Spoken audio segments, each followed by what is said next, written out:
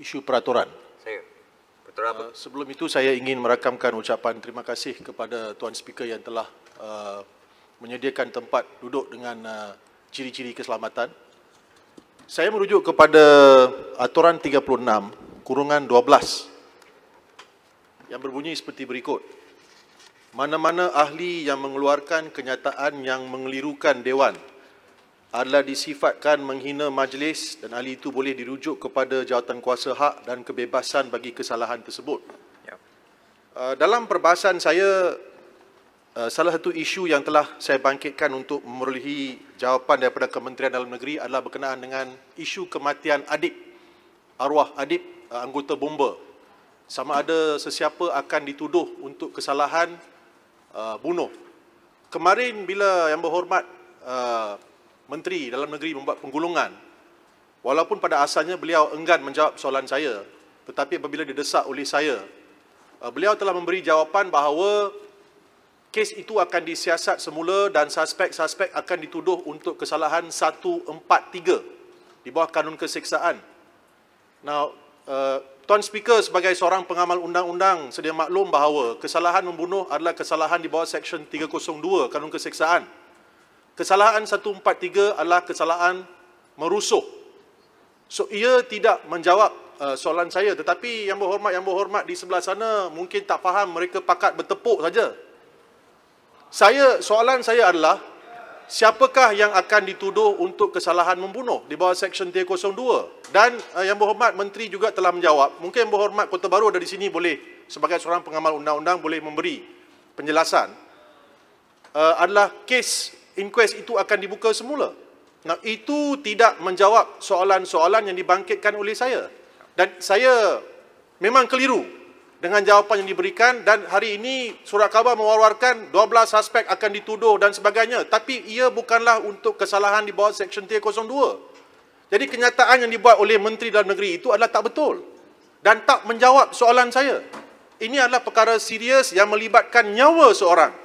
Boleh saya So saya mohon Yang Berhormat memberi petua, Yang Berhormat Speaker memberi petua atas perkara ini. Terima saya kasih. dapat apa yang dibangkitkan. Pertama sekali saya ingat masa tu saya yang preside, saya yang jadi di kerusi ini. Saya ingat Yang Berhormat Menteri Dalam Negeri mengatakan bahawa 12 orang itu akan dipanggil semula untuk memberi statement dan bukan dituduh. Saya ingat saya lah, saya kena check handset. Tapi saya ingat saya yang dikatakan oleh Yang Berhormat Menteri ialah mereka ini akan dipanggil semula untuk diambil statement, diambil kenyataan semula. Meaning file tu dibuka semula dan akan disiasat semula, dan mereka akan dipanggil untuk diambil kenyataan semula dan bukan untuk dituduh itu ini. Sebagaimana yang saya ingat dan yang saya fahamlah, ya.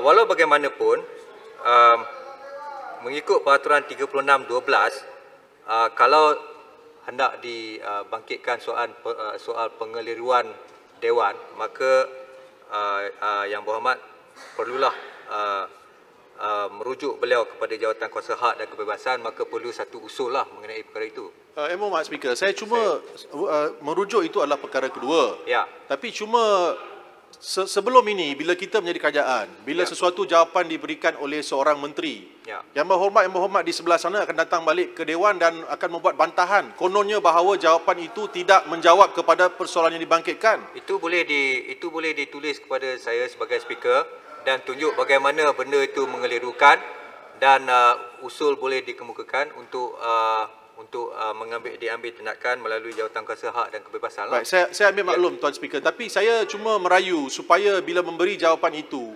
Kementerian dan Menteri lebih bertanggungjawab supaya perkara yang diminta itu dijelaskan dan dijawab dengan lebih tepat lagi. Mesti, tapi kita pun tak boleh paksa Menteri menjawab soalan. Itu hak dia. Kalau dia tak nak jawab soalan mengikut kerana sebab-sebab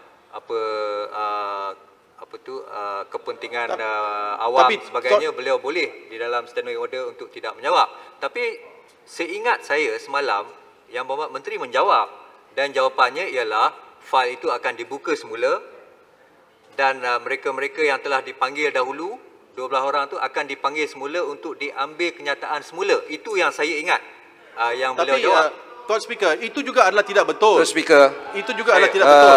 No, biar izinkan saya Datuk Speaker selaku Tuan Speaker. Timbalan Menteri Dalam Negeri. Ya, Muhammad Jelutong, izinkan saya. Ya. Pertama, saya berada di dalam Dewan dengan penuh teliti mendengar penggulungan Yang Berhormat Menteri saya. Ya. Tidak ada perkataan yang mengatakan bahawa beliau enggan atau melarikan diri untuk menjawab. Memang telah dinyatakan oleh Yang Berhormat Menteri, jawapan telah disediakan. Ya. Tetapi oleh kerana masa dan keadaan ketika itu Dewan begitu agak kecoh, masa kita tidak cukup. Dan Yang Berhormat Menteri minta kebenaran daripada Datuk Speaker sekiranya diberikan masa tambahan, dan alhamdulillah masa tambahan 15 minit telah diberikan kepada Yang Berhormat Menteri saya di bawah Kementerian Dalam Negeri. Dan Yang Berhormat Menteri sebut memang ada jawapan dan ditunjukkan jawapan ada di tangan dia. Jadi tak timbul perkataan atau unsur-unsur Yang Berhormat Menteri saya enggan atau mengelak untuk memberikan jawapan. Pertama. Yang kedua, memang jelas apa yang telah disebut oleh Yang Berhormat Datuk Speaker tentang siasatan semula, status siasatan semula ni. Ada dua perkara yang penting yang saya nak ulang sekali lagi, bahawa kertas siasatan telah dirujuk semula kepada Jabatan Peguam Negara. Biarlah Jabatan Peguam Negara meneliti terhadap dua isu. Yang pertamanya sama ada ingin terus menuduh 12 orang suspek di bawah Seksyen 143 Kanun Keseksaan, iaitu merusuh. Ini tepat disebut oleh Yang Berhormat Menteri. Yang kedua tentang mengadakan inkuest semula.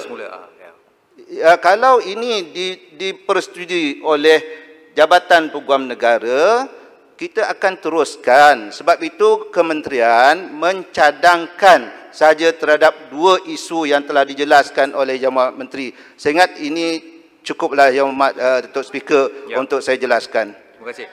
Saya nak jelaskan sikit. Sebenarnya saya kata tadi saya yang preside, bukan saya. Saya tengok live stream. Timbalan saya Speaker. tengok live stream sebenarnya. Dan saya rasa Yang Berhormat Kepala Kerau mempunyai ingatan yang lebih baik daripada saya. Memang benar, itu yang saya tengok live stream, memang itu yang diperkatakan oleh Yang Berhormat Menteri. Betul. Tapi Yang Berhormat Jelutong, kita ada banyak untuk dibahaskan. Baik. Saya ambil maklum, Tuan Speaker, saya ambil maklum. Kalau Yang Berhormat berpendapat bahawa ia mengelirukan, tulis kepada saya, dan Yang Berhormat memang ada hak untuk. Saya cuma risau. Very well. Saya akan ambil maklum dan Jelutong nak jadi hero lah tu. Bukan. Ini bukan jadi isu jadi hero, Yang Berhormat. Bukan Publicity. jadi Masa dulu apa dia buat. Kita minta Tak ada apa pun. penjelasan. Okey, Yang Berhormat Jelutong, Yang Berhormat Speaker, kita telah diminta oleh orang ramai. Dan Yang Berhormat Jelutong pun bercakap di dalam perbahasan apa status kedudukan kes Adib. Ya, betul. Dan Yang Berhormat Menteri melalui KDN telah jelas menyatakan dua perkara besar yang kita rujuk pada Jabatan Peguam Negara. Sabarlah Yang Berhormat, selaku peguam yang berpengalaman, Yang Berhormat memang tahu proses bagaimana untuk kita lakukan perkara ini. Terima kasih. Cukuplah Yang Berhormat. Cukuplah Yang Berhormat. Saya, Speaker. Ya tak. Okey. Kita ada banyak nak dibahaskan. Saya ambil perhatian apa yang dibangkitkan oleh Jelutong. Memang benarlah kalau ditanya soalan seboleh-bolehnya dia jawab dengan tepat. Saya persilakan Yang Berhormat Menteri Pembangunan Luar Bandar.